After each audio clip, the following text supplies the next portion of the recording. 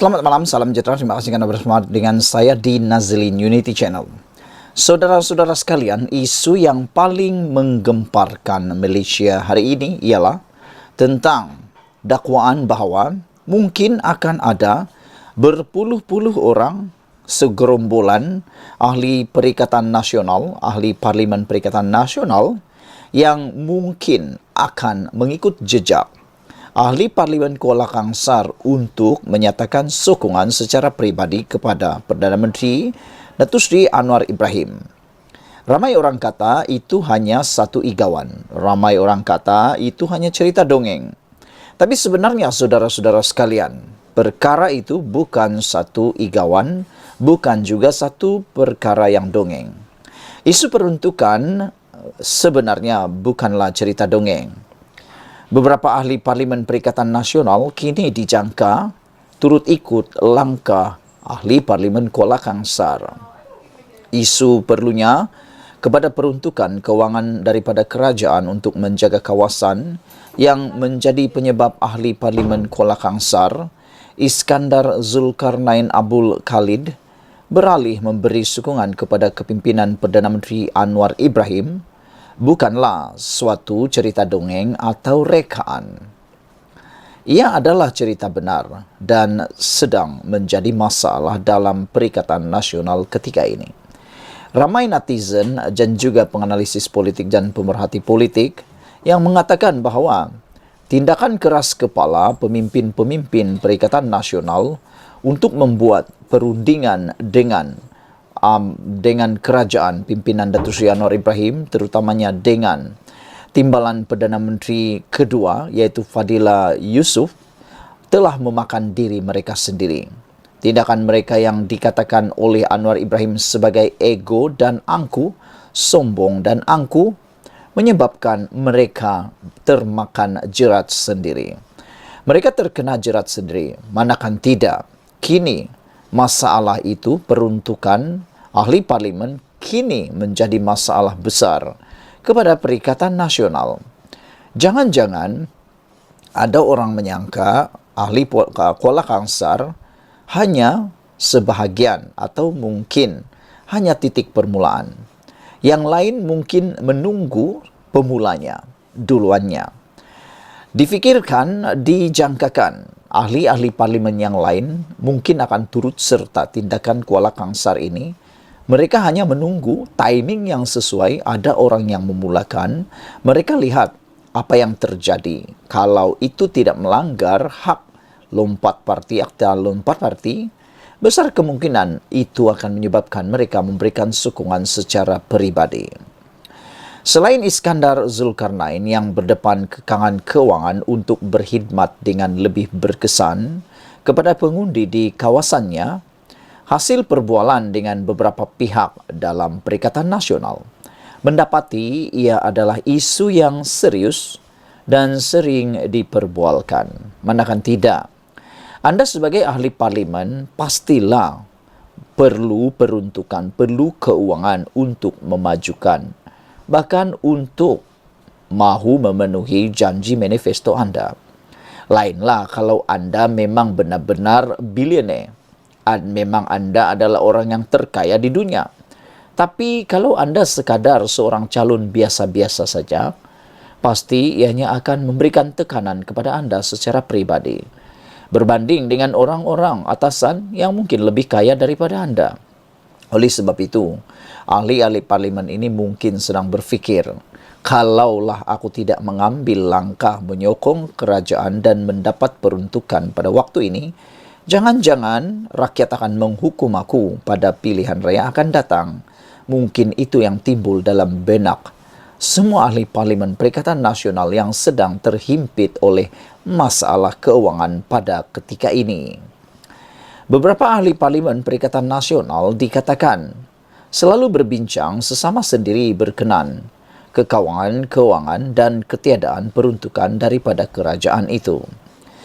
Janganlah nak salahkan kerajaan pula, kerana cerita sebenarnya ialah kerajaan nak beri peruntukan. Kerajaan nak beri peruntukan. Tetapi wakil daripada Perikatan Nasional sendiri yang enggan yang dikata oleh Anwar Ibrahim sebagai sombong dan angkuh untuk mau berbincang dengan Datuk Seri Anwar Ibrahim. Bukankah perkara ini telah pun pernah dilakukan ketika Ismail Sabri Yaakob menjadi Perdana Menteri dan pada waktu itu sebahagian daripada pemimpin Perikatan Nasional menjadi kabinet dalam Ismail Sabri Yaakob. Jadi sudah tentu mereka faham apa kelebihan, apa kegunaan CSA memorandum persefahaman tersebut. Ianya bukan untuk mahu menyokong semata-mata, tetapi untuk kestabilan negara Malaysia yang kita cintai ini. Selain itu, kebolehan mereka untuk semak dan imbang tidak terjejas sama sekali. Tidak terjejas sama sekali. Semak imbang mereka tetap sama. Cuma satu yang bezanya. Mereka mungkin tak boleh lagi sebut nak tumbangkan kerajaan di tengah jalan. Jangan-jangan mereka enggan, angkuh, sombong untuk memberikan perbincangan dengan kerajaan untuk mendapatkan peruntukan kerana masih mempunyai minat untuk melaksanakan perbuatan langkah-langkah tebuk atap tersebut.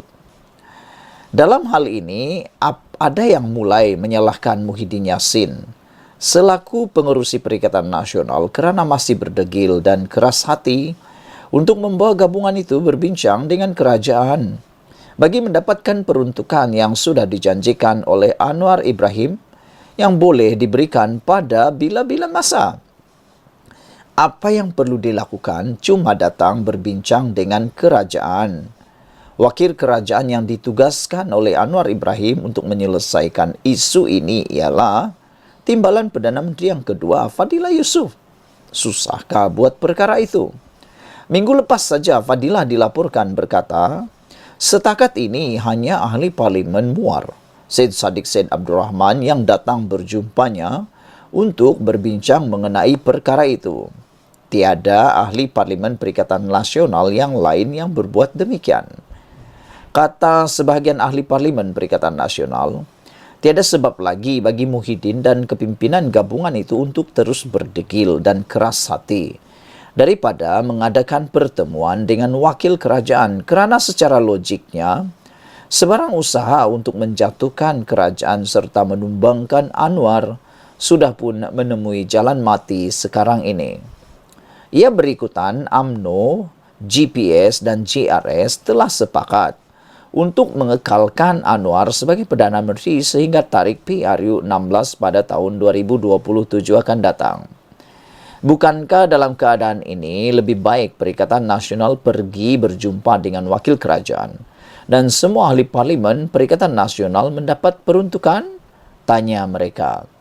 Degil dan enggan berbincang dengan wakil kerajaan bagi mendapatkan peruntukan hanya menyusahkan kami sebagai ahli parlimen lantaran tempoh sebelum parlimen dibubarkan ada kira-kira 4 tahun lagi. Bagaimana kami boleh berfungsi dengan berkesan kepada rakyat selama 4 tahun akan datang jika tiada peruntukan, kata mereka. Dalam hal ini, berikutan langkah yang diambil oleh Iskandar Zulkarnain mengumumkan sokongannya kepada kerajaan dan Anwar, tetapi kekal setia bersama bersatu, tidak dinafikan ada di kalangan ahli Perikatan Nasional PN mula melihat ia sebagai pilihan yang terbaik untuk diambil. Menurut mereka, sebolehnya mereka masih mahu kekal bersama Perikatan Nasional, tetapi dalam masa yang sama mereka amat memerlukan peruntukan kewangan daripada kerajaan.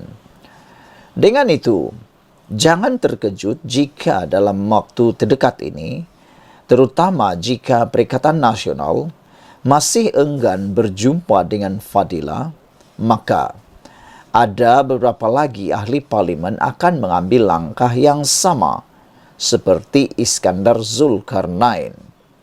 Pihak-pihak dalam Perikatan Nasional yang dirisik bahkan memberi bayangan beberapa ahli parlimen gabungan itu dijangka mengambil langkah sama seperti Iskandar Zulkarnain.